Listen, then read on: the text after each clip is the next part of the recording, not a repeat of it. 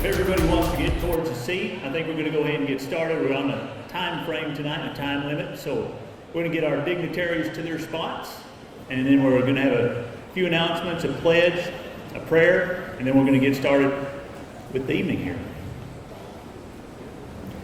First off, while everybody's making their way in that direction, I do want to say thank you to the Charleston School District, to Superintendent Missy Moore, to the team of volunteers that helped put this together tonight. It's been a fast and furious week and weekend of getting work done to get that put together.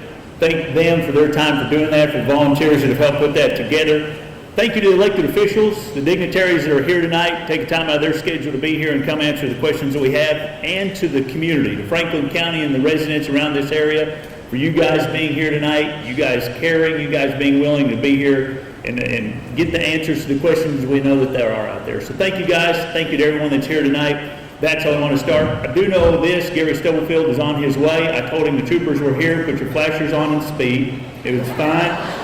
Derek Geter said you had a pass, so it's all good. So he's on his way. He'll be here in just a matter of minutes, and so you'll see him come in and we'll get started with that. But we do want to begin with a word of prayer, and privilege tonight of having Pastor Jared Links that's going to lead us in that prayer this evening from the Vesta Baptist Church.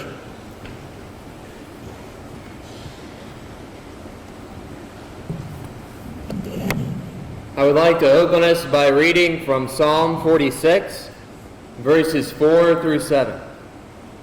There is a river whose streams make glad the city of God, the holy habitation of the Most High. God is in the midst of her, she shall not be moved. God will help her when morning dawns. The nations rage, the kingdoms totter. He utters his voice, the earth melts. The Lord of hosts is with us. The God of Jacob is our fortress.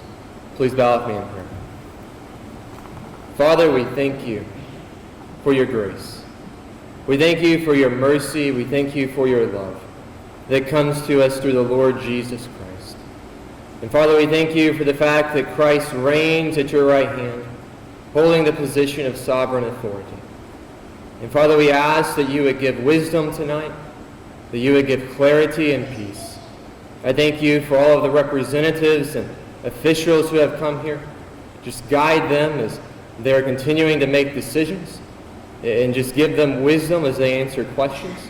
And I do ask for thoughtful questions to be asked tonight, and for truth to resound everywhere. And it's in the name of the Lord Jesus I pray. Amen. If everyone would like to join me, let's stand for the Pledge of Allegiance, and then we'll have a few opening comments. The flag is to the north side of the gym if you're looking for that. Pledge allegiance to the flag of the United States of America and to the republic for which it stands, one nation, under God, indivisible, with liberty and justice for all. All right, if you guys would like to have a seat. A couple of things, I'm going to lay a little groundwork, and then we'll get started with the evening's questions and how things will work that way. First of all, we are limited to 2 hours. We have everybody in agreement that it'll be a 2-hour event. So we're going to try and work through this quickly. There are a list of questions that have been submitted by the public. These questions were submitted online. They're also submitted by just members of the community that would get those to the school representatives, to me, to others that were involved, the judge, to Cody Sosby, who unfortunately couldn't be here tonight. He had a rodeo he had to attend. So there were questions submitted by the public. Those questions were then worked through by the committee and by the volunteers to try and get it concise so we get questions, because a lot of those were repetitive questions. So we tried to get them all together to make sure we get questions answered that we know are out there. And so that's where these questions come from. They're not questions we came up with. They're questions that you guys sent in. So thank you for taking time to send those questions in. We're going to have an opening comment in just a moment from a designated member of the community. The volunteers committee that put this together decided there was one person they wanted to be able to have a few comments at the beginning. We'll begin with that. Then we will go into the questions, and then we'll have a closing comment at the end of the evening here this evening. So as we get ready to start, I do have 2 requests, okay? I want to go over that. From the public, from everybody that's here tonight, here's my request. It's to respect the meeting and the process that we're here to get answers to the questions. Just ask everybody to be respectful about that. Part 2 is for the invited guests. And this one's for you guys, that we are here to get answers. Straightforward answers to the questions that have been submitted. So my request is for the public to do their part, for you guys to do your part, and it's a successful evening. And I think we can all do that, and appreciate everybody's cooperation in making that happen tonight. So with that said, I think we all know the game plan. We're going to go with that. Again, thank everybody for being here. I think the dignitaries is what we'll do when you speak. If you don't care, just introduce yourself as you speak so that those in attendance know who you are, who you're representing, and when you answer the question. So we're going to begin. We've got an opening statement here from Rosemary Underwood. Rosemary's going to have a few things to say, and then I'll start with the questions, and we'll get going.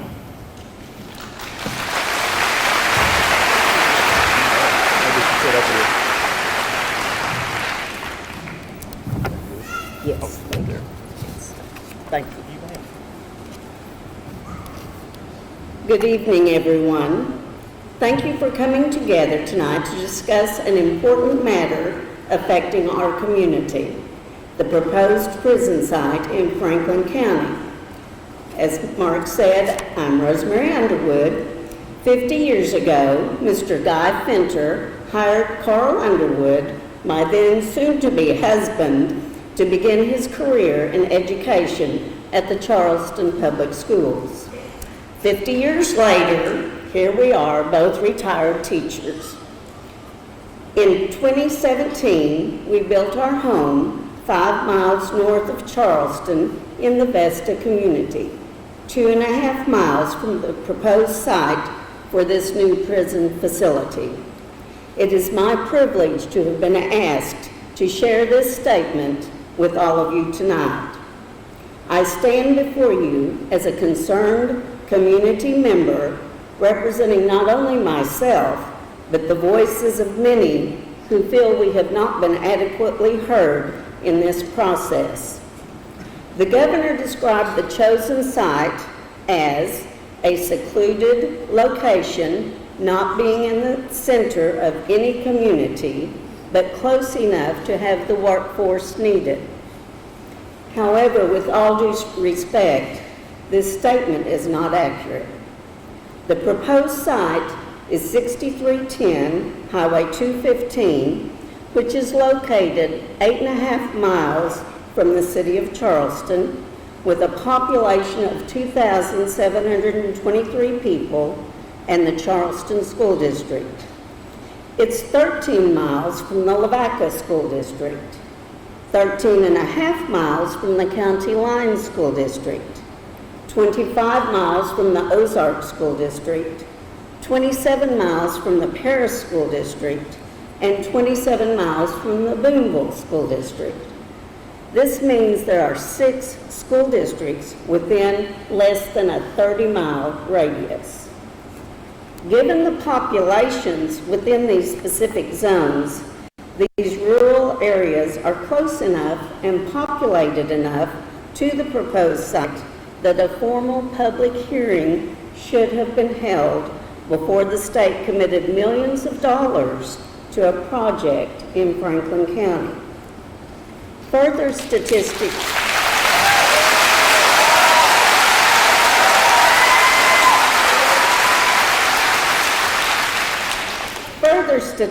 include Tucker Prison covers 4,500 acres with no residents, no schools, no business in close proximity, surrounded by fields. Cummins Prison covers 16,500 acres with no residents, no schools, no businesses, and surrounded by fields. The new proposed prison site is to be the largest in Arkansas and have 3,000 beds, only covering 815 acres, surrounded by family homes, ranches, and school districts. What is particularly troubling is that our local officials were informed about the state's proposed prison site only the afternoon before the purchase was finalized. This lack of communication raises serious questions about the transparency of this decision-making process. We are here to voice our concerns about several issues. Among these issues, we question whether the state has properly assessed the environmental impact this would make. Prisons have been known to cause pollution, potential water contamination, and cause other negative consequences that could jeopardize our community's health, safety, and way of life. One of the most vital concerns is that local water supplies could be compromised. If the state drills its own wells, it risks over-extracting groundwater, which could deplete the water table and reduce water availability. Mill Creek Mountain is known for its rocky underground terrain. If explosives are used in construction, they could damage nearby water wells that residents and farmers alike rely on, jeopardizing both water quantity and quality. A local poultry farmer in the area was recently denied a water permit. An attempt to drill for water did not yield enough water to sustain his farm operations. Moreover, we must consider the social implications of placing a prison in our area. What would a prison mean for our community safety? Our local services, such as police, fire, and medical, are not equipped to handle the added strain that a prison would bring to our communities, potentially impacting overall safety. Additionally, families of inmates may consider relocating within the Charleston School District to be closer for visitations. However, the district is not currently prepared to accommodate a potential influx of new students. If additional school staff and facilities are needed, a millage increase would be required. With budgets at all levels already stretched thin, additional tax revenue will be necessary to meet the new demands placed on our county. However, implementing new taxes would impose an unfair financial burden on residents who are already facing economic challenges. Finally, there are the people. We, the people. Some of the land on and around Mill Creek Mountain has been cherished and passed down through generations, with each family leaving a piece of their heart in this beautiful place. Many others have invested their hard work, dreams, and savings into buying land and homes here, seeking a quiet, peaceful life amidst natural beauty. This simple, modest lifestyle reflects our deep-rooted values, uniting the community in a shared commitment to love, respect, and support one another. However, the prospect of a prison being built in our midst threatens to shatter our quiet, peaceful existence. It would disrupt the way of life so many have worked hard to preserve. An overwhelming majority of us wish to hold on to our way of life. Mill Creek Mountain, along with nearby Vesta and Charleston, is more than just a place on the state's map. It's our home. These concerns are not just abstract. They directly affect the quality of life we've worked hard to provide for our families. For these reasons and more, we call for a comprehensive assessment that includes environmental studies, economic analyses, and social impact evaluations before the Arkansas Board of Corrections votes on approving this 3,000-bed prison in Franklin County. Only through a thorough assessment can the board make informed decisions that ensure long-term benefits for our environment, impacted communities, economy, and peaceful way of life. We ask for the fullest attention and consideration from the Corrections Board because we truly believe that our voices, needs, and concerns are deserving of sincere understanding and thoughtful action. Thank you so much for being here. We look forward to a productive discussion this evening and in the future before a final decision is made.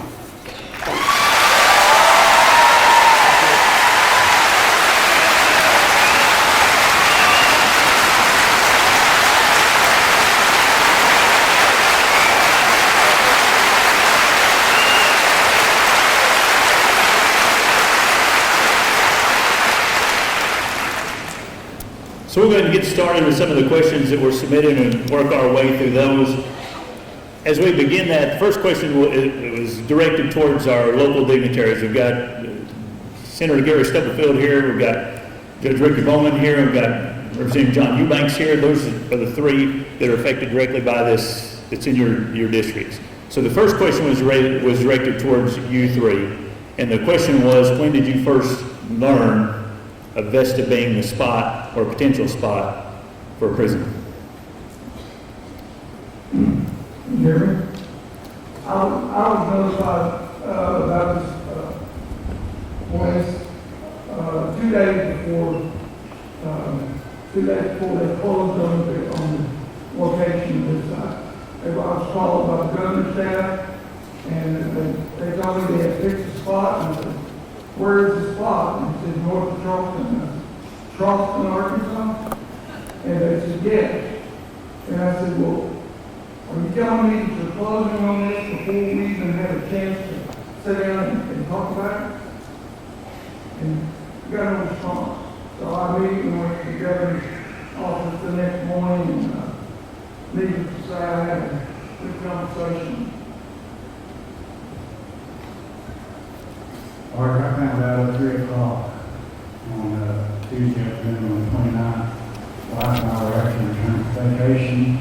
I think I would have been notified over there, but they couldn't get my cell phone, and I got that. And I got a call at 3 o'clock. And as Senator said, I had no idea beforehand. My job from the job to the location, I said, "You couldn't have picked the worst location in Franklin County." I said, "I know that community well," but I said, "You also picked the rock pile to put it on." And so it was 3 o'clock.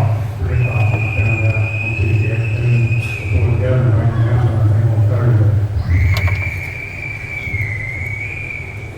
I, like Gary Stubblefield, was notified a week ago this past Tuesday.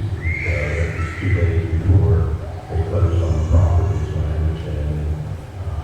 I also understand that they didn't have any conversations with the Senate or House leadership. I'm Brian King. I represent Senate District 28. So what part of Franklin County that Senator Stubblefield on that? I have the top part, go a little bit, Turner Scan Cast. So I was not notified at all. I did not know about it until it came out in the newspaper. So the next question we had then was in regards to that. That probably goes, I would imagine, the governor's office. The question then was related to when did Vesta become a prostate spot for the prison? I'll let everyone answer that and handle that one. Thank you for the question, and Mrs. Underwood, thank you for your statement. It was very impactful and meaningful. We appreciate all of your words, and we appreciate you being these concerned with regards to this prison, and that's why we're here, and we're going to stay here throughout this entire process and have these conversations moving forward with this prison.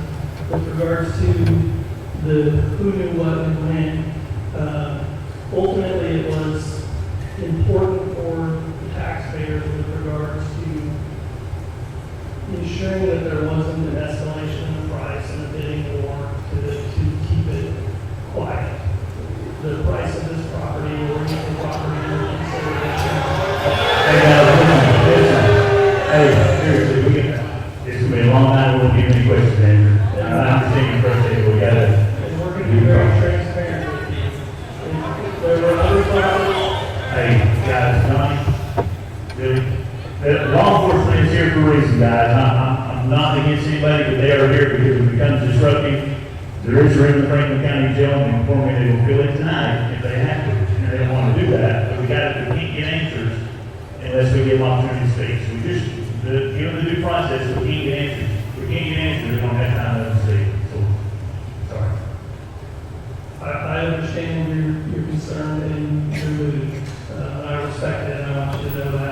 There were many other properties that were evaluated and considered with respect to the siting of this facility. And this particular piece of property was determined of those sites that were under review as the best location of the sites in consideration for selection. And ultimately, that's why it was selected. And Shelby, I don't know if you have anything that you want to add with regards to some of the criteria that we looked at associated with determining the property, but I think it would be helpful if folks understood what we were looking for. Before we get to that though, so obviously it was weeks before the elected officials here knew, it was obviously weeks before this became a prospective site. That's correct. This site was under review for several months. It was an exhaustive process for reviewing sites within the state of Arkansas, across the entire state, ultimately landing on this piece of property. And elected officials locally knew days before we closed when we made the notifications as they expressed in their testimony here before you.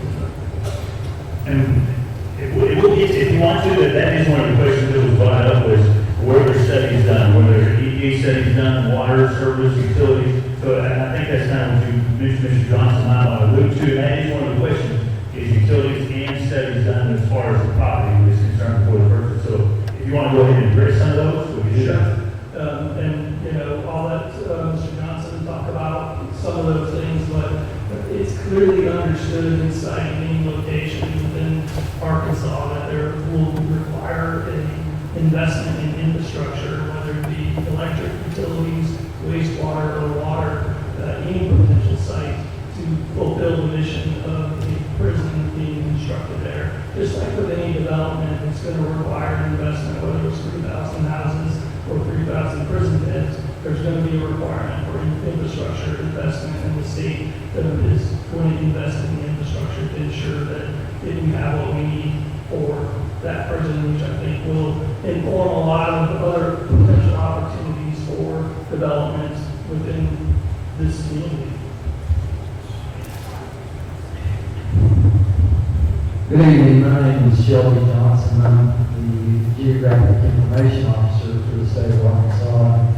My team played a role in trying to advise on some of the map information and geographic and population information about our state.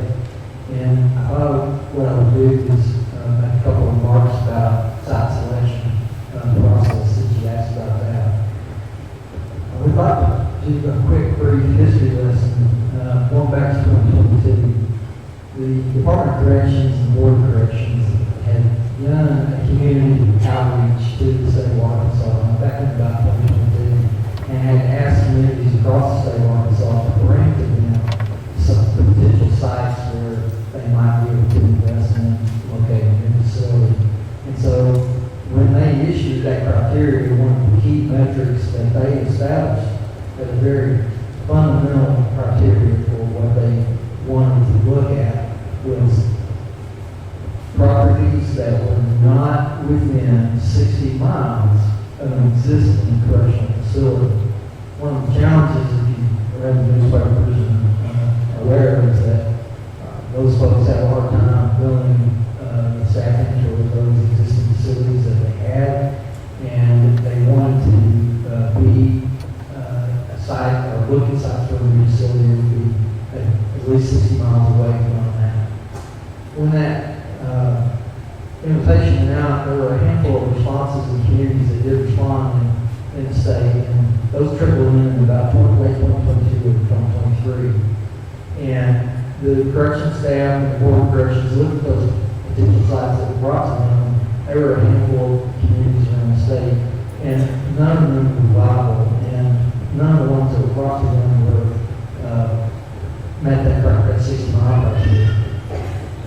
So we began working on looking at that criteria. When you think about the state of Arkansas and where our existing facilities are, it leaves you a little small piece of Clay County, part of Union County, and then you have a swath that comes down from around Harrison, down through the Ozarks, down here into the River Valley, and then swings on down to Polk County, area.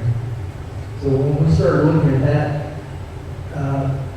concept right there, which narrows a lot of this part of the state, and then we overlay on top of that the needs for the workforce.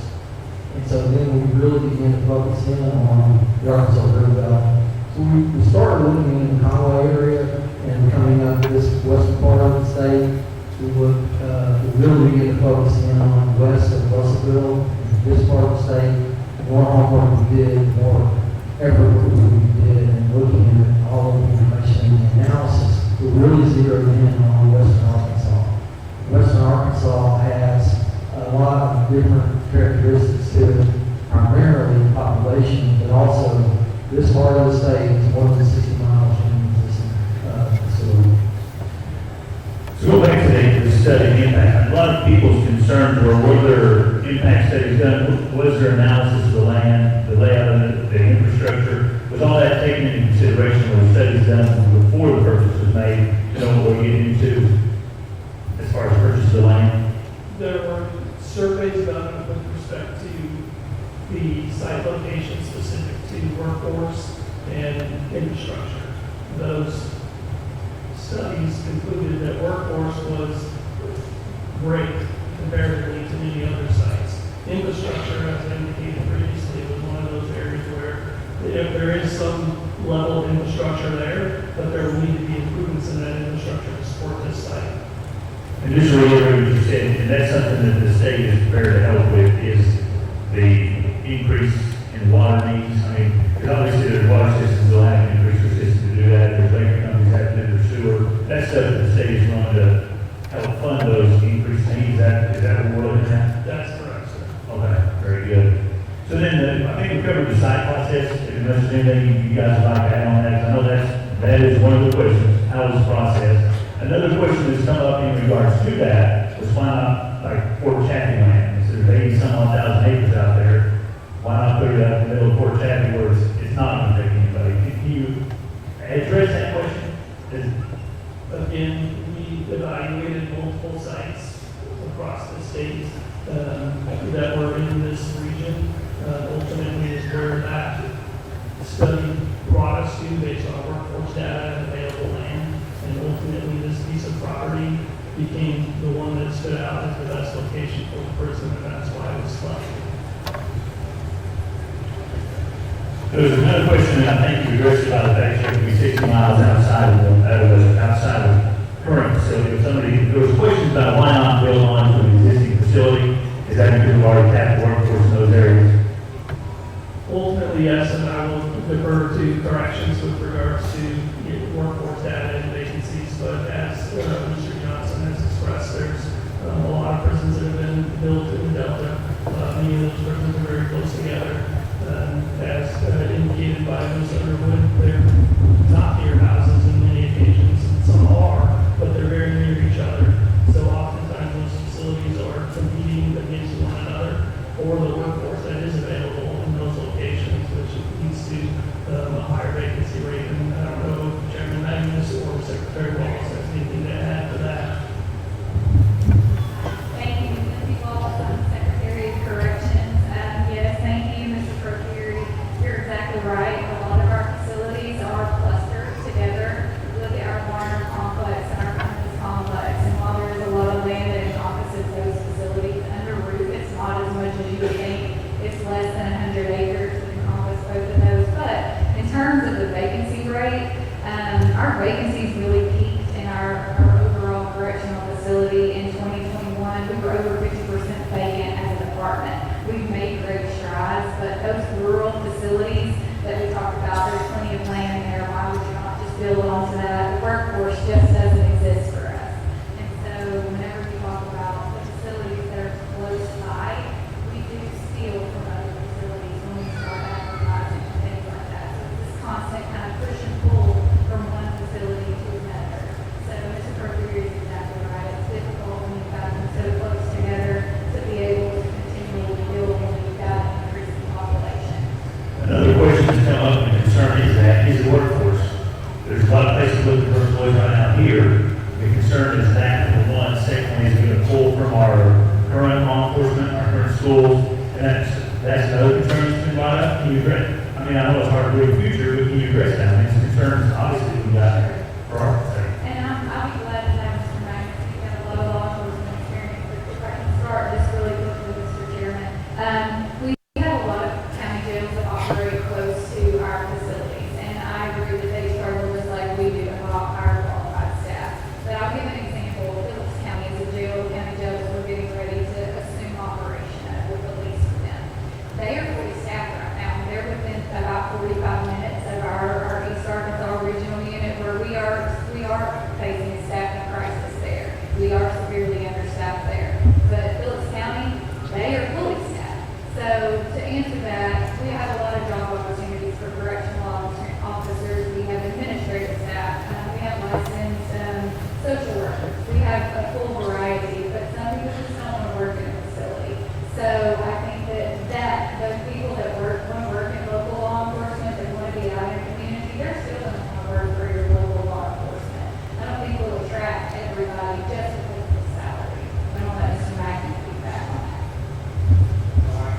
It's, when the North Central unit was built out the wall, real similar to what we have here, in Charleston and the rural community. And it did not affect the local law enforcement, that significantly, say, after a couple of years. When we first opened, yes, but when after several years, it did not. It doesn't affect it today. Another question that was brought up, I think it was kind of addressed in the opening comments, but it was concern about crime. Obviously, it's not the ones incarcerated that are a concern, it's those that are coming in to visit those that are incarcerated. That is a concern with a lot in the area, is increased crime around prison. I don't know, which I would like to address that, that is obviously a major concern that everybody involved. Officials here that have many years of experience with corrections, and I'm going to have to give this to them, but it's not normally, that's not a concern about people coming in, because they're coming in visitation. They're coming to visitation to see a family member. Yeah, they may be trying to bring contraband in, but they're going to a specific spot. They're not going to do a crime around the facility. Yeah, we haven't experienced a lot of crime in those areas around our institutions. Most times the visitors come to visit the loved one in the institution, and they head back out. If anything, they may bring the host to the economy. They may stop by the local stores or local restaurants here, but we have not seen a boost in crime in the areas around us. Some of the questions go back to infrastructure. There was a specific question, how can those be addressed, with that part of the process? There's questions about how sewer can work. Is there going to be a sewer treatment plant? Are you going to try and run sewer to another facility? Are there answers to those questions yet? Most of there's 21 facilities in the system right now, and most of the larger units, of course, have their own wastewater plants, and we have our own water and wastewater. And so I'm sure that the professionals that looked at this site and making about that figured out how we would handle wastewater there, but most of our facilities do their own wastewater. So is this facility going to be one of those type of facilities that we self-contain with their water and wastewater? It is most likely that it will be self-contained. Yes, sir. There was a question with regards to, I'm not a sewer man, so I don't know how it works. There was concern with contaminating area property. I mean, you've got obviously a lot of farmland around there, you've got cattle around there, you've got streams. So that was a concern. How is runoff going to be affected? Is it going to be streams? Can you address that? Is that, I'm not a sewer guy, so I don't know the details of that. In general terms, I can, and I think that Director Payne might be able to add on to this if not Chairman Magnus, but all wastewater treatment plants are regulated. They're licensed and their requirements by the Department of Environmental Quality and the Department of Energy. They review those on a regular basis to ensure that those facilities are within standards, within codes, and are operating accordingly, so they're mitigating the risks that you're referencing. As far as the water, another concern that was brought up was the drilling wells, or if you heard it in the opening statement, even if they have to do any kind of, there are several homes around there that are on wells. The concern is what happens to those. I mean, if there's dynamite work done, obviously that can affect the well. If there's more drilling done, they can pull waters out there from some of the residents. Is that, how can we be assured we're not in that issue? Well, clearly, we will get back to the design professionals and the construction companies that they are awarded the contract to build this person. But we're not here to do harm to the community, and there will be no actions taken in the construction of this prison that would create harm to the community or wells through the construction process. So the how that works. I mean, so the flip side of that somebody would, if I'm on land, I'm still not concerned, is still going to be what happens if it does happen. Is there any recourse or any assistance if that was to happen because of what goes on there? Is that a fair question? I think it's a fair question, and my assumption would be that there would be recourse. I don't know exactly what that is in the process, but clearly if there is harm done to adjacent properties that diminish in some way their ability to have that property in its original condition, there is some expectation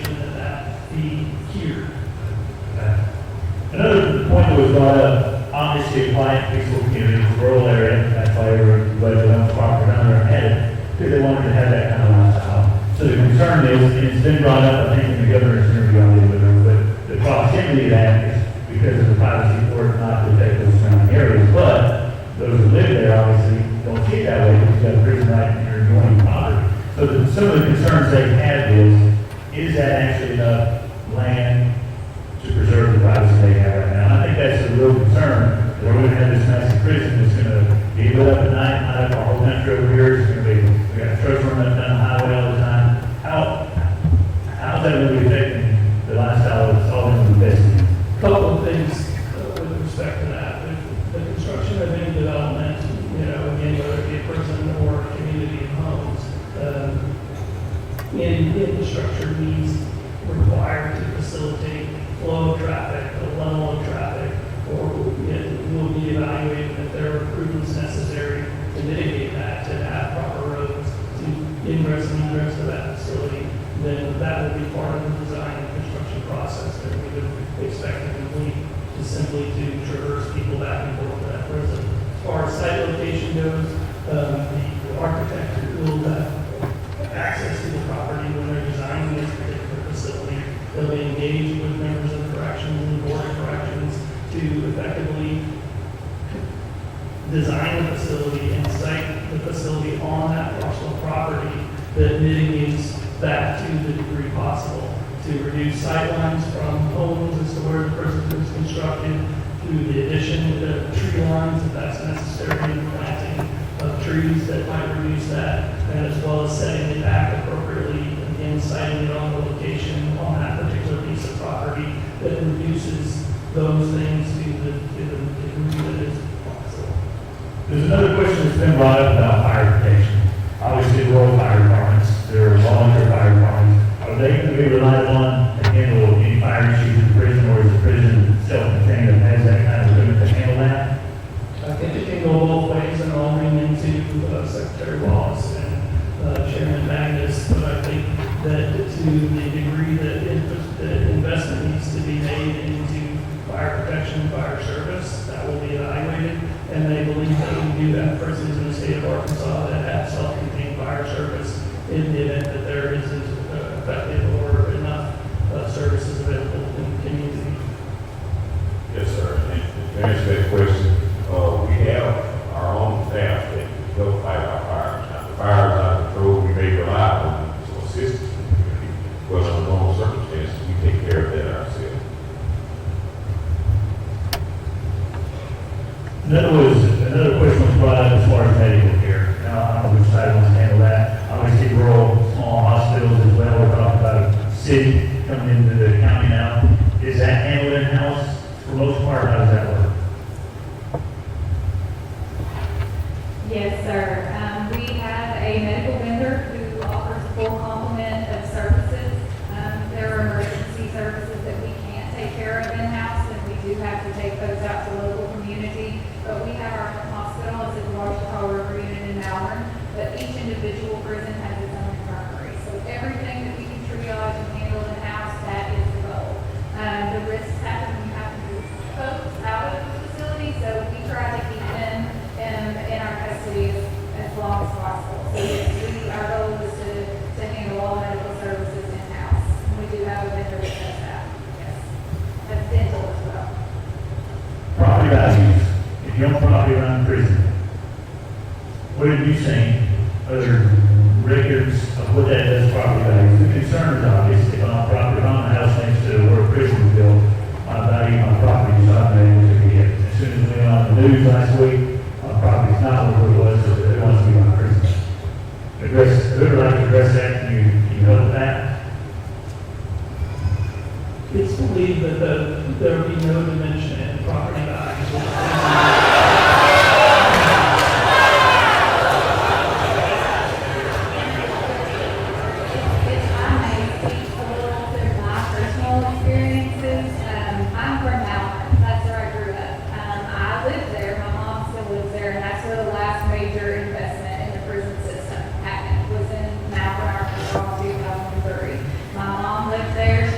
There, and it's less than 5 miles from where the facility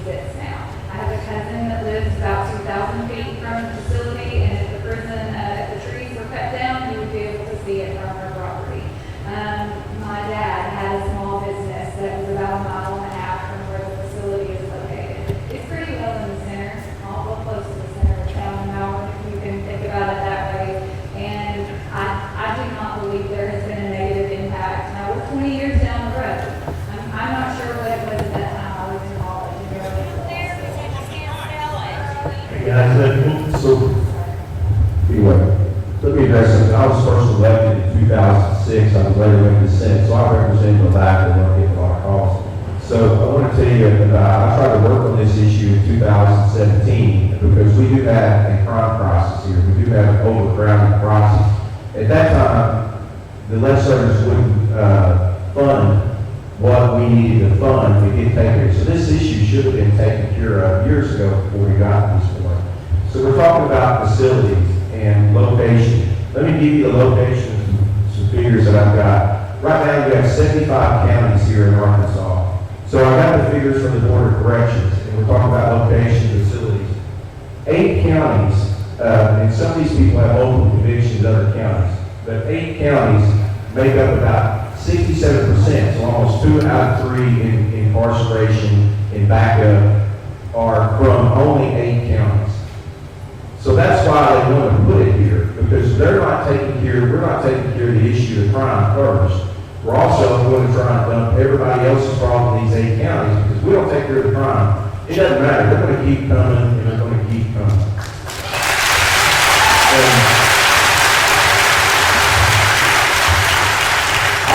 And this all started back in 2011 when the crime started getting worse. The Senator Bill was I was down there as reps, and they came up with a bill called the Public Protection Act. Let me tell you about the Public Protection Act. It was all about letting criminals out of jail early. So that's when this started. So the better something sounds from the government a lot of times, the worse it's going to be. I can trust you about that.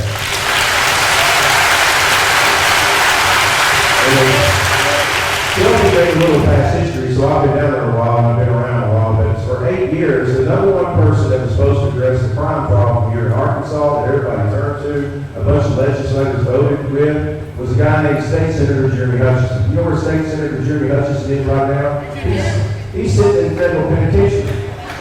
So some of us have tried to address this back then and take care of it money-wise. We got to this point, but let me give you a little bit of money about facilities because you're talking about all these things that are built. So when I worked on it in 2007, obviously prices were a lot less then. And I found a way to try to fund it, but they once again rejected it. A lot of the people that are pushing this on you are the same people that's caused this crisis.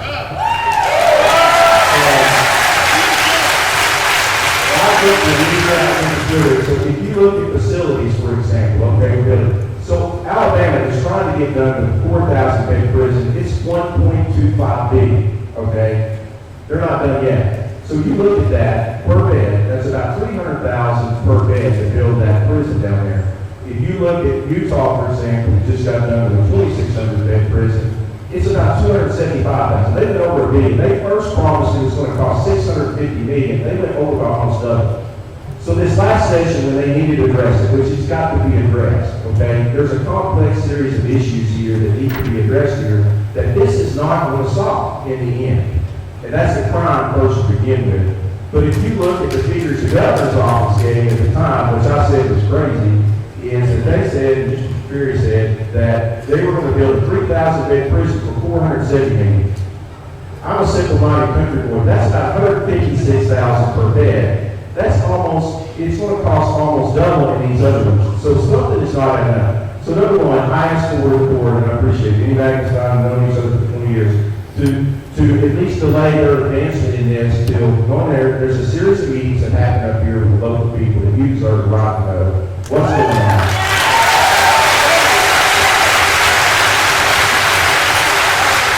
The second thing that needs to be addressed, I've asked the governor's office, and I sent an email to the kids that work in the governor's office. I said, you need to produce, how did you come up with this $470 million figure? Because this is not just a Franklin County issue, this is the state of Arkansas. And I'll tell you, they went over budget on everything down there. So I need to know, Mr. Fury, and these people need to know, where did you come up? I want the specifics of what you're going to build, what kind of prison you're going to build for $470 million, and tell me how you're going to do it at half the cost of Utah and Alabama.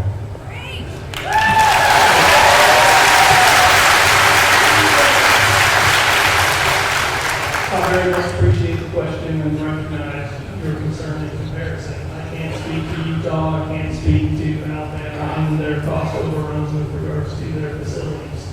There could be a lot of things that go into that, which are change orders, escalation of costs. I can tell you that there is $330 million that has been set aside for prison construction. There's $75 million in reserves. We are currently working with an armed representative that's been hired, and we will build the most cost-effective prison that we can. One of the processes that you go through is to achieve your budget is to review your current state of corrections and what the needs are. How many cells do you have? How many open warrants do you have? And what kind of buildings do you need? Do you need brick and mortar concrete buildings? Do you need metal buildings? What's the custody level that you're going to put in there? These are things that the owner's rep that's been hired will work with the corrections and the board of corrections to assess the current state of corrections to determine what the needs are for classification, custody level, and what type of prison will be built, and that will inform the budget. Let me answer that real quick. Somebody be down there. Let me just tell you, they should have came up with this the first time when they sold the legislators. I don't go out in the construction business when I used to work for or go and have something to build and not have details. They provided no details. So right now, they should be able to provide us everything that they said they were going to do after the session that was going to cost $470 million for 3,000 beds. Now, if we beat Alabama on this would be the only time we'd beat Alabama. And I can tell you right now, they're providing no details to this. If you're going to sell the legislature, you're going to sell the people of Arkansas, you need to provide what in the world did you come up with that figure that is almost half the cost. Utah, for example, said originally $650 million, they're over $1 billion. We don't know what's coming and what's happening. Like I said, there is a complex set of issues here that is not being addressed in this prison. You look at almost 60-something% of these inmates are coming from only 8 or 10 counties. So if you're going to come and stick this on the people there or a problem that is other, most of the rural counties are not having the big issues that you're having. So this is a classic county problem that is really is. This is the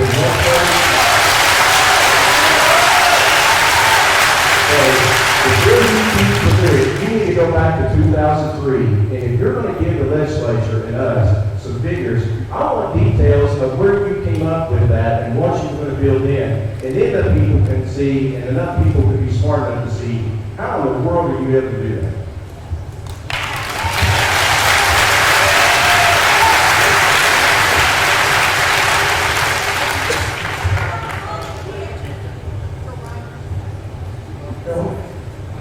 Let me tell you, one of the biggest mistakes of this meeting tonight is that it wasn't held a month ago. Because we could have had this. And I'm not sure, and I'm on being magnets for a long time, and I've known these Wallace and Dexter. Mr. Fury, I've known him since he's come here.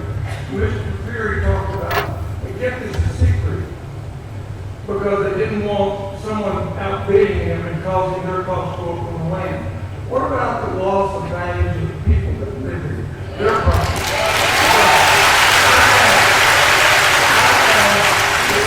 The staff of the government, that morning, and Mr. Fury, he came in right at the end of the meeting, but I had already asked him, would they build a house next to this facility if we gave you the land? All of them said no.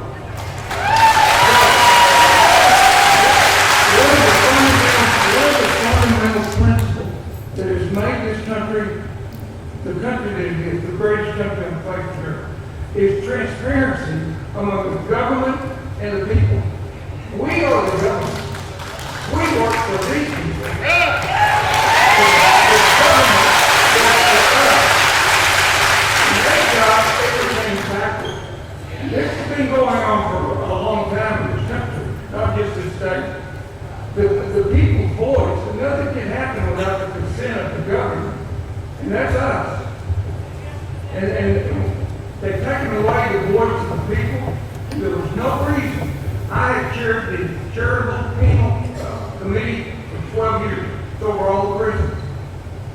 And when you don't even notify the chair of the committee that's over all the prisons about a project of this size, we've got a lack of transparency. This one gentleman.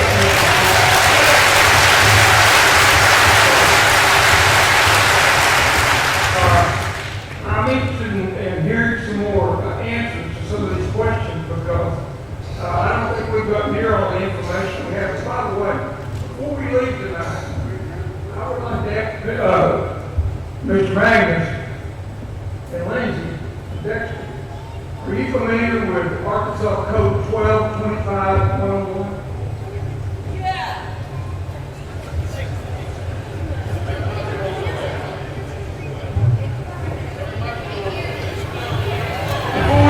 Before we adjourn, I want to read Arkansas statute 1225-101. That's one thing.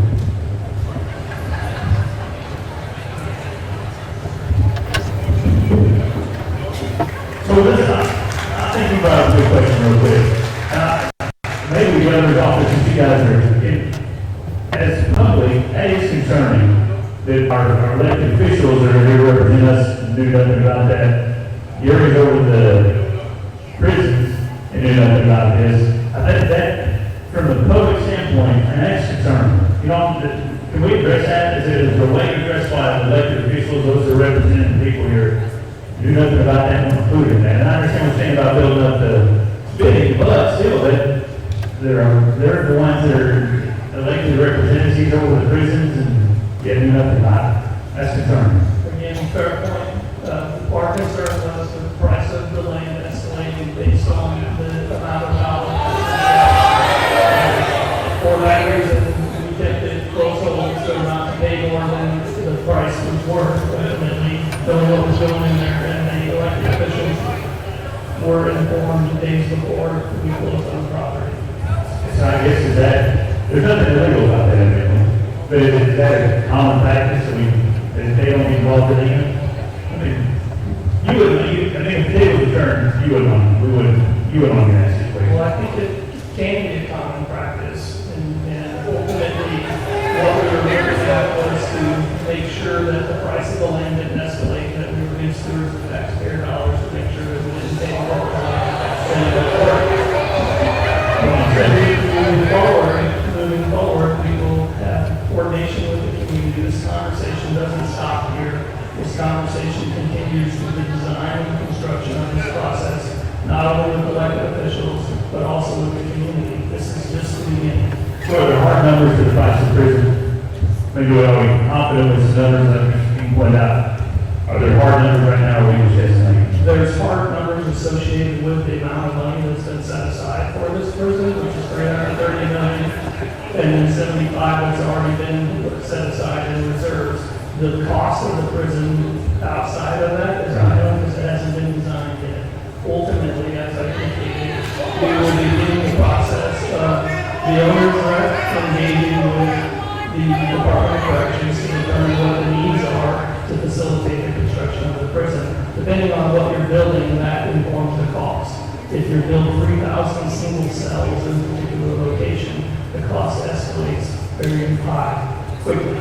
If you build something other than that, then for style settings and different construction materials, then that can inform the cost. So when we talk about what kind of money's been set aside, ultimately the end result of what the cost of the prison will be determined based on what the needs are and ultimately what the budget is.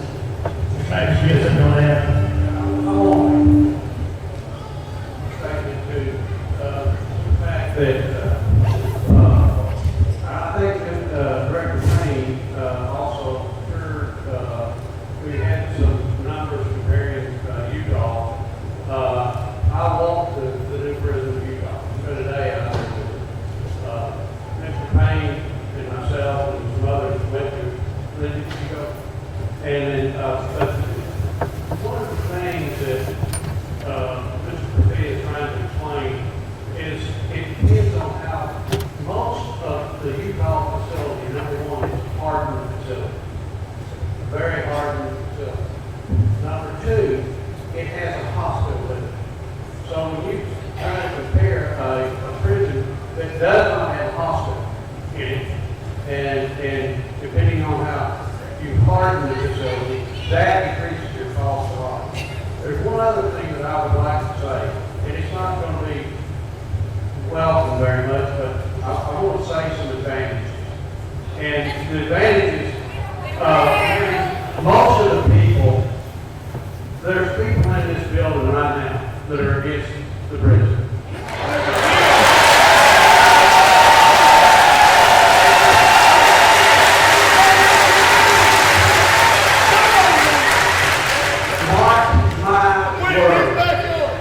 Mark my word, some of you or some of your families will work at that facility. I live near Calico Rock, and I know, I experienced it. Number two, the advantages to us is we'll have several regional recruits. And those recruits will go out and work on your rodeo grounds, your parks, all throughout the community. We send inmates out every day.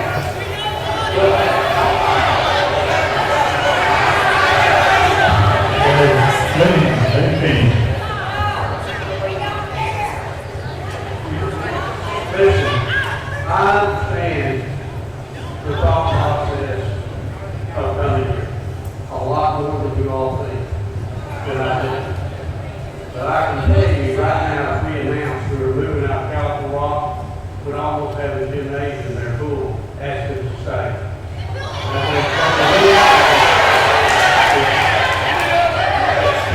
You mentioned Harden when you're talking about the prison there a minute ago.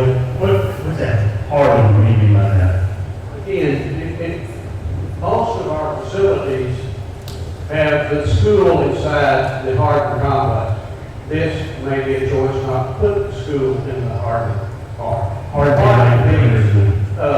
Single-man cells or two-man cells instead of 50-man barracks. It depends on how you build a facility on what the cost is. What kind of prisoners do we house here? If I may, Mr. Magnus, jump in there, well, I think one of the other points to consider with regards to budget is our county jail backup. We're currently, as a state, spending approximately $30 million a year to house prisoners that should be in state prisons and county jails. Those prisoners in those county jails aren't getting the services that they will get in prison, which is programming, certain forms of mental health treatment, and other care programmatic activities that inform outcomes. And there's no more expensive citizen in any state than a justice-involved citizen. So if we build a modern prison that informs better outcomes and reduces our recidivism rate, not only is there a cost savings with respect to that $30 million that we're spending in the county jails currently to house state prisoners, but presumably we will have better outcomes with those individuals in our care, custody, and control, that when they do get out, they don't recidivate, and that is a cost savings to taxpayers that is exponential. One of the questions was what level of prisoners do we house here? Can you answer that? I'm sorry, what was the question? What type of prisoners will we house here? Is it going to be high security prison? Is it going to be minimum security, death row? So just, no. Our death row offenders are housed at Barn or Supermax. So, and that's kind of what Mr. Max was alluding to, is the type of facility, the Barn facility. All of our facilities do not have security facilities. We have some community corrections centers that house nonviolent, non-sexual offenders. We have some minimum security offenders where, depending on what their custody classification is, when an offender comes into our system, they are assessed. We look at their criminal history, we look at whatever their background is. If they have drug issues, if they have any sort of mental health issues, any sort of programming needs, we take all of those into consideration, along with what their risk is, what level of class they are based on the type of crime that they commit. And then we determine whether they're a minimum, medium, or high risk. What will we house in our prisons? Well, that is where Vanir will come in, and that they will help us assess our current situation, our current facility footprint, and help us determine whether that needs. So the answer is from us. Correct.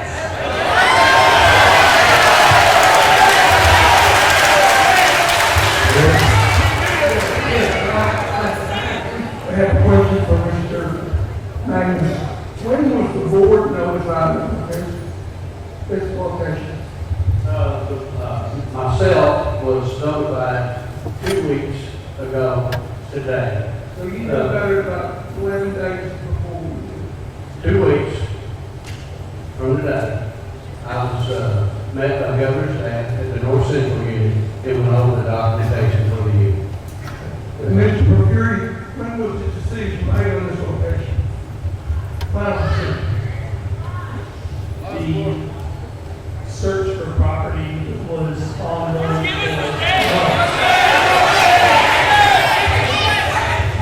The decision to purchase this property, we auctioned it 90 days prior to closing. 3 months. 3 months prior to closing on the property. 3 months. So there was a report this afternoon that the prison board meeting tomorrow to vote on this. Is that a false statement or is that a true statement? That is, you meet tomorrow to make a decision on proceedings. Is that final step then? Once that vote is done, is that, and then it's done deal and move on? Here. Go ahead. So, Here you go. I would like to read this, because this came from, I have provided a lot of information from the governor's office and Department of Corrections. Let me read this to you. This is Arkansas statute, 1225. Here, hold that close to you. Okay.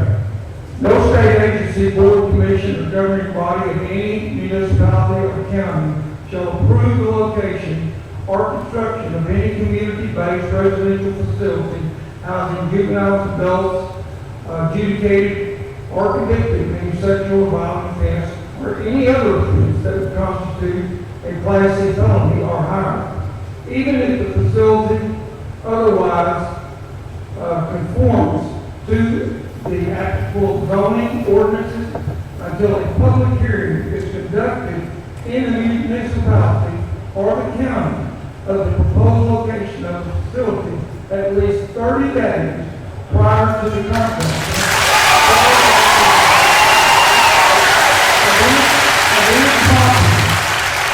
Of any property on which to locate the proposed facility or existing structure in which to locate the proposed facility by the owner, operator, or care provider of the proposed facility.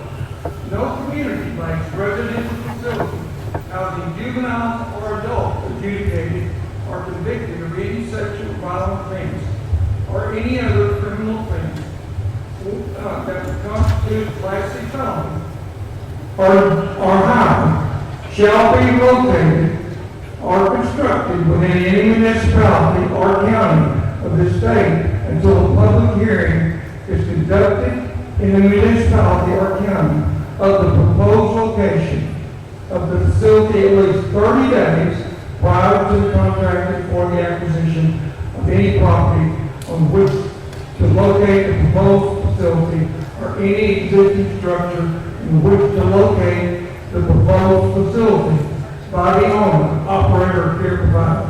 All residents within 1,000 feet of the proposed location of the facility shall be notified by mail at least 10 days prior to the day of the hearing. That is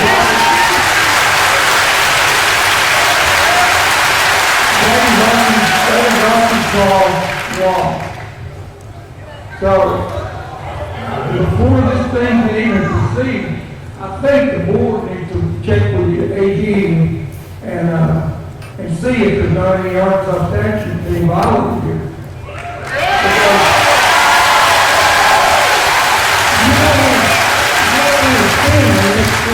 Not only that, I'm not sure why you're forcing something on a community that doesn't want it, and then you're acting on my.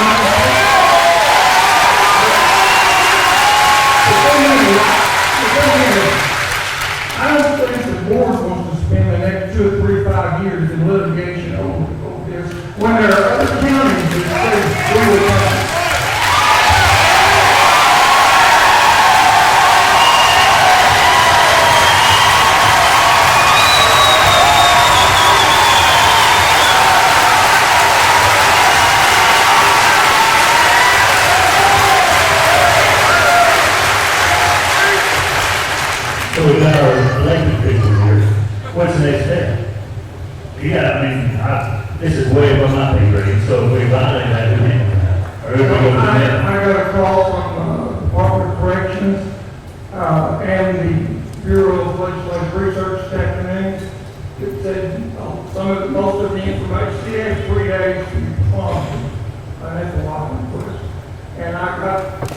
email as I was driving slow on this afternoon, that they have quite a bit of that information available.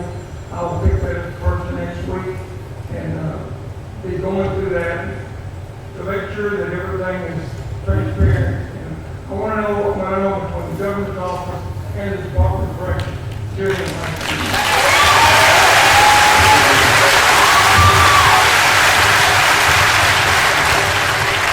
Back up to what Mr. McCreary said. He said, we have hard money that's put aside, $330 million, $75 million. But what he didn't back up was how they came up with the figure in the first place. Okay, remember that, folks. Because what's going to happen is that they're going to try and say, oh, you just don't want this, you don't want this, we've got to take care of this problem. That they actually created and they didn't do anything about for several years. So, they need to provide the hard figures and where they came up with $470 million that they're going to build a 3,000-bed prison. Mr. McCreary tells me he doesn't know where they come up. Mr. Magnus has told me he doesn't know where they come up with. If they didn't tell us the truth, they can't do it. Folks, this thing is over budget before the shovel even goes in the ground. There is nobody in the United States of Pew, I work on this issue, says there's no way, there is any way that this is going to happen. So what that's going to do is, the $470 million that they acted like they had, it's going to affect education in Arkansas. What the people of Arkansas need to know is, and if they can't tell you the truth or know the figures or lie to you on the front end, then how can you trust them on any type of processing?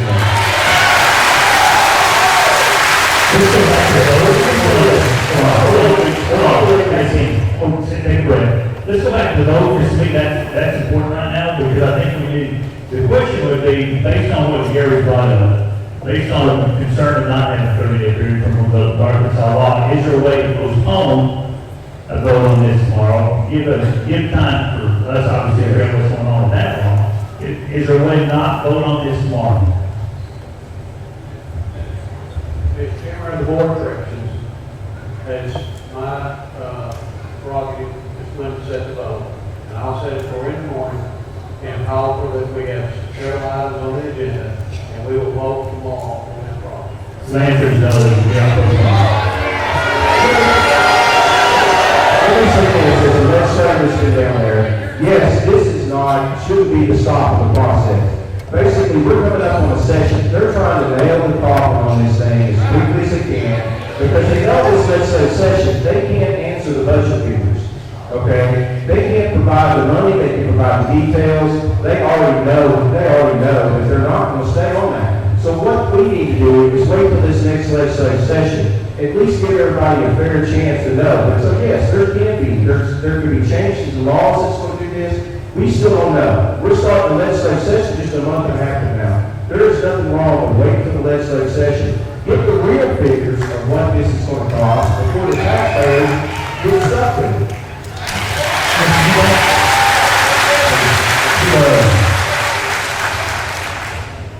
It's my understanding that the legislature is going to have to get some sort of approval on this at some point. After the Arkansas Department of Finance Administration is entity that made the purchase, the legislature has to approve the transfer of that property from them to the Board of Corrections or Department of Corrections. So this is not over.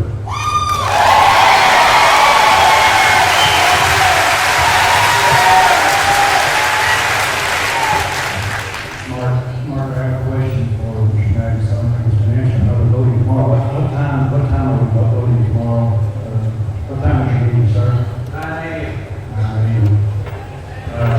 In light of this new statute, Senator, I just asked Senator, and I don't really do it, I asked him to see if he can file an injunction to stop that process until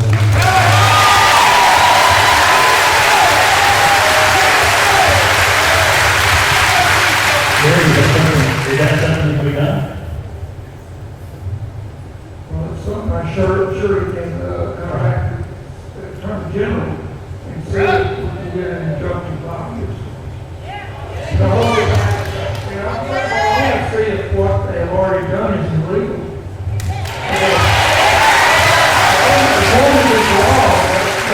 follows the laws of the state of Arkansas. And that's what you read, was law. If I may address the statute that Senator Sobel mentioned, the Board of Corrections legal counsel as well as my legal counsel are here tonight, and they looked at this, and they do not believe it to be applicable. If I may finish, it talks about community-based residential facilities, and those are not traditionally what a prison is defined as. So they do not believe, and of course, we're happy to communicate with them however we believe we need to, but they do not believe that to be applicable to the class. So Mark, I think, in their opinion, but I think we need another opinion. For the whole thing. So, I don't see my prosecuting attorney. Is Jeff Phillips here tonight? Mr. Phillips. I was just asked a question by Mr. Eubanks here. If we could file an injunction in Franklin County, asking for these proceedings to be halted until we have the opportunity to review the section. Where you at, Jeff? I don't know the answer to that. I haven't heard that statute 4 minutes ago. He said he doesn't know the answer, he hasn't heard that statute. It sounds like Sounds like you could have a late night, sir, like I've had here lately.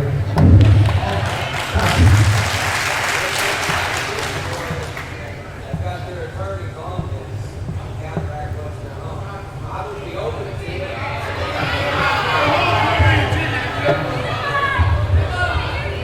Jeff, if you don't mind, we get your mic, or if you don't mind going up,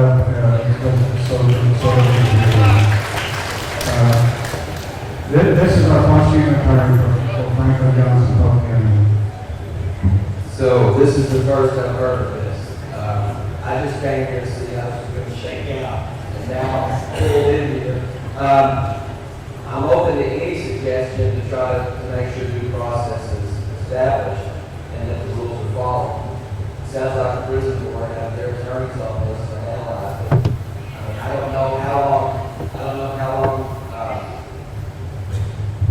this statute that was quoted has been looked into and researched. I have no problem doing that tonight, but an injunction would probably have to go through Pulaski County by 9 o'clock in the morning. So.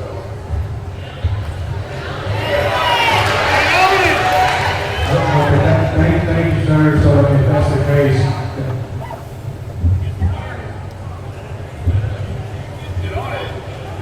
I believe we changed that, that they don't have to be filed in Pulaski County anymore. I think we can do it in our local counties, but I'm not 100% sure of that. I'm almost sure we changed it where everything don't have to be filed in Pulaski County. I think it can be filed, and I think we can look and get with you early in the morning and let you know, but yeah, I think we changed that where everything doesn't have to be filed in Pulaski County. it's going to be a late night, and I've had to. Anything else you guys want to add, or any other questions you want to get before, I think we've covered them. the questions that have been sent in? I mean, obviously it's concerning that you guys didn't know about it. I think that's a major concern. It's concerning the prison board wanting to hold off a little bit based on what's been said here tonight. That's a little concerning. And I mean, there's several things that they can worry about what's going on. Thank you guys. Is there anything you guys want to add before? I think we've covered, we started just in work our way on the table, make sure we finish it up, and we got a closing comment. Well, I certainly want to thank you for the opportunity to be in front of you tonight and have this conversation. As I said before, this conversation will continue throughout this entire process. And thank you for allowing us to be here. I just want to add one thing. So we talked about how business, you have to not know and do that. That's business. That's not government. Okay? Our founding fathers set up a system where they didn't get things crammed down their throat, and they believed that the local people should have a voice. So if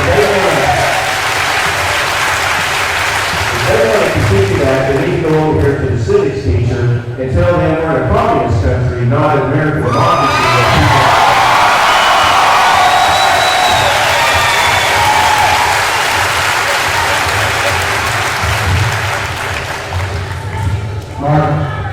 Mark, I think the only thing I want to do, and as authority of the county judge, if I have this authority with our prosecuting attorney, Jim Phillips, I'd like to verbally ask you, if at all possible, to get an injunction in front of the circuit judge in one for us before 9 o'clock.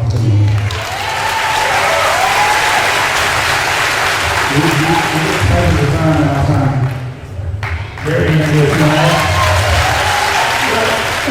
I just learned that there's 4 members of the prison board here, so I'd like to understand this for a minute, because they're making a big decision of pushing something on a community, and then that's why I'm not that. So, if you're a member of the prison board, would you please stand up?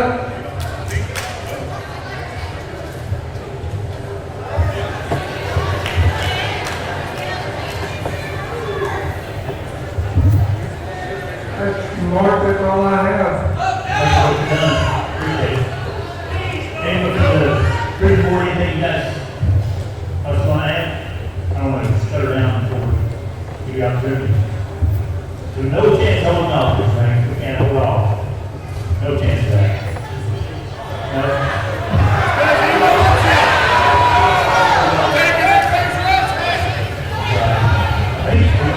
I believe we'll wrap up with that. We got a closing statement on Mr. Don Sogley as a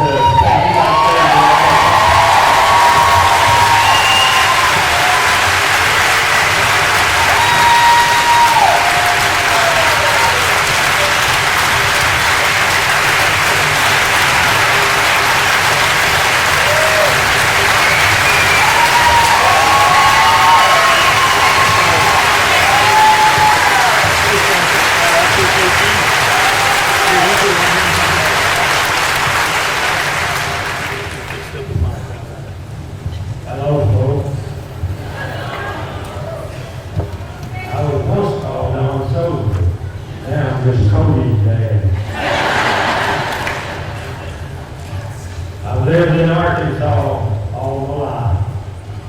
I love this state. I lived in this area for about 60 years. My family has spent that 60 years putting together what little real estate we have. We bordered this piece of property on the south side. We bordered this piece of property on the north side. We have got arrangements made for our children, our grandchildren, our great-grandchildren. We're just small arrangements. We're not in any way elected officials. We're just working people. We hate to give this up. At the time we started buying this property and trying to pay for it, which took a long time, we didn't have any idea anyone would want to put a prison on this old rocky kind of soil.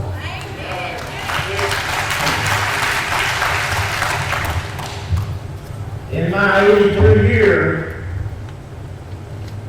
I have worked in quite a few prisons.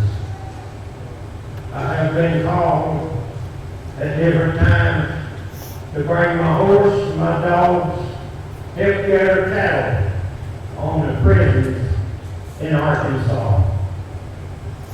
In that time, as part of the prisons in Oklahoma.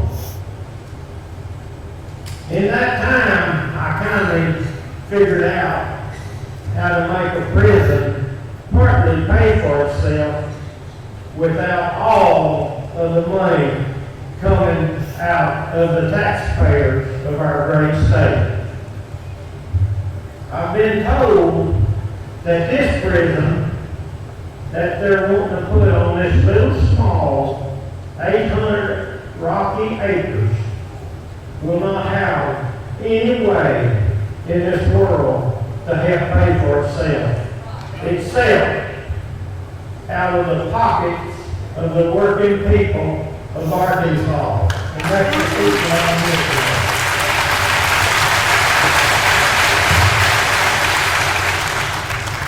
Not only that I hate for this thing to go in because of our property and where we live and the work we put into it, but I also hate to see the great people of our great state have to pay for this thing for year after year after year. After it's established and after they get prisoners in it, there will be no end to what the taxes will be. And that's besides changing our great community from what it is right now.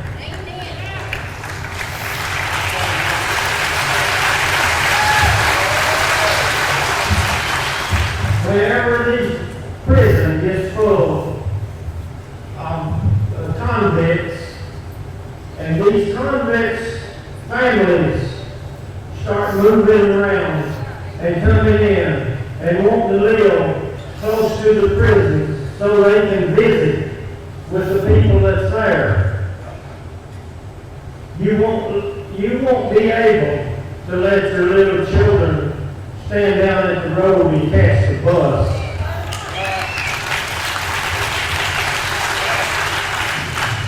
You won't be able to say, hey, the bus is going to run. You kids will be home 30 minutes before I can get off work. Just go watch TV or something. You won't be able to do that because of the quality of people that will live in this area.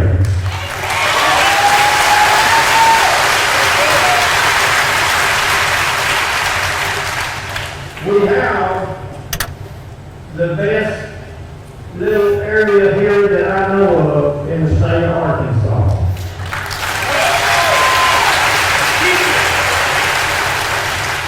We also have the best people that I know of in the state of Arkansas.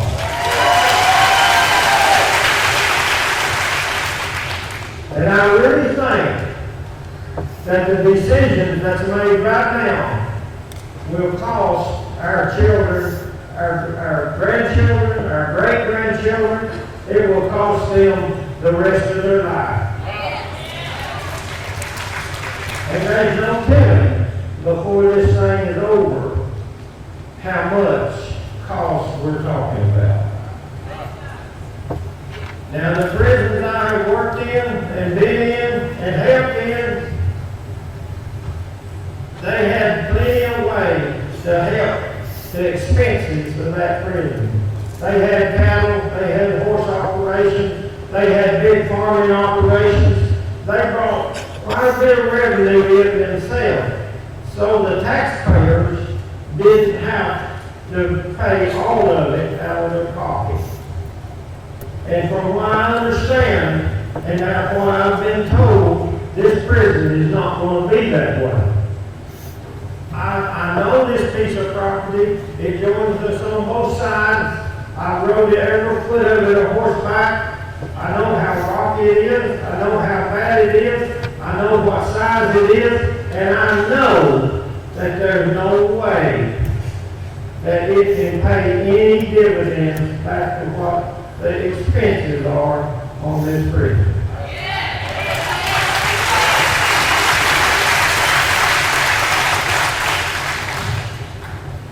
I know we've been here quite some time, and I was asked not to take a long speech, but there are a few things that I would like to say.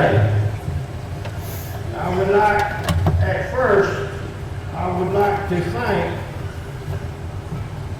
this school board, this superintendent, everybody here, for letting us use this facility. This great facility for this meeting. I would like to thank the governor's office for being here. I know that they're interested I know they care, or they wouldn't even show up. I would like to thank them. I do think if the governor's office would have made any effort to talk with anyone in this area, we would not be here today.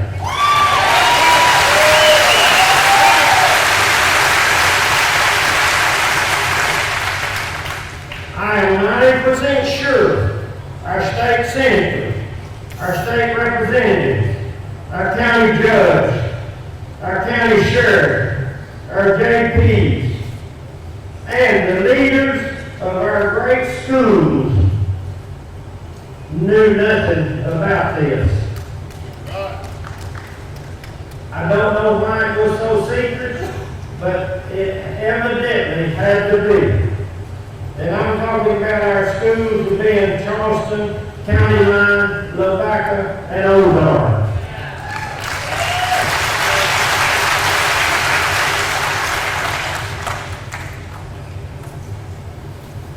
I would